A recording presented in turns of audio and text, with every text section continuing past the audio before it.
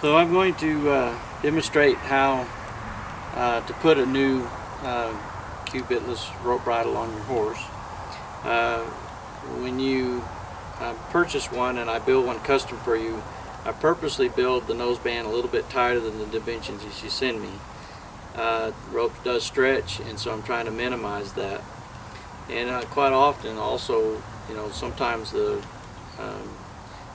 dimensions that a horse owner produces or sends to me is sometimes not all as accurate as it maybe needs to be.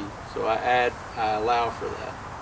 So I can kind of show you that I tuck it underneath the chin first and then pull it over the snout like this. And you can see that this Bitless rope bridle is just a little bit snug. I prefer for it to ride up about like that initially when I'm riding my horses. And so right now it's just a little bit snug. Now I could ride her this way, but at the very end of the nose is very sensitive nerves. And as I'm riding, this rope halter would stretch some, but I would prefer to go ahead and start out in the right position at the very beginning of riding my horses. And so this is what I do in order to make this bridle fit a little bit better. Hang in there, sweetie. So I just take it and I just pull and stretch it like that, put it back on my horse, and then you can see that it's riding in placed on the horse's face in a much better location. Alright, then I just take the pole strap, bring it over the top of her pole. Come on, sweetie, you're on camera now.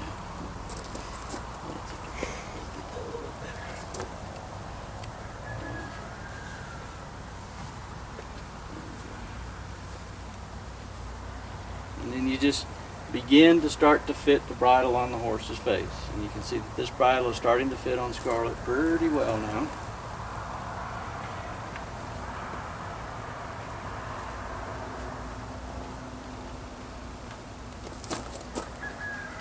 And then that's kind of what it looks like. If I had a bridle that was too loose, basically this bridle would be riding too far up on the horse's face up here. And then if that's the case, then I would take, as I showed in another segment on the Bitless rope bridle, I would take my knots on the bottom of my cheek bar, and then I would start taking the slack and pulling that slack out with the loops that I attached the reins on, and then I could tighten up the halter if it was too loose on a horse's face. Okay, so now that I have this on Scarlet, I can kind of demonstrate to you a little bit, hopefully. She's not Mr. Ed, but she's hanging in there pretty good. Is that when I give a direct rein, you'll notice that the bridle doesn't twist. I'm going to pull on this rein, and then I'm going to just support her face just a little bit so that you can see it engage, because she's a sensitive horse. She'll give to pressure pretty easy. So you can see if I pull on that, you can see how it just pulls against the side of the horse's face there. It doesn't rotate, it doesn't shift positions, and the horse has got a reliable place where the rein cue happens every time. And then if I want the horse to give like that, then she feels the top of this pressure on her nose and distinguishes that from the cheek bars. And I will show you how she'll give the lateral flexion. I'm just going to pull slightly on that, and she follows that just fine.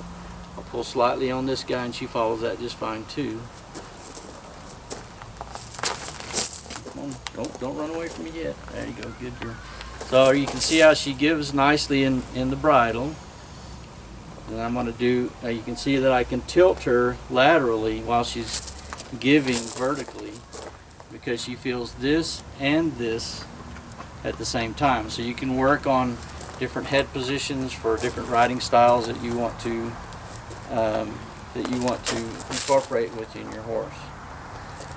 So it's a very simple but very effective rope bridle that you can get precision riding control from your horse.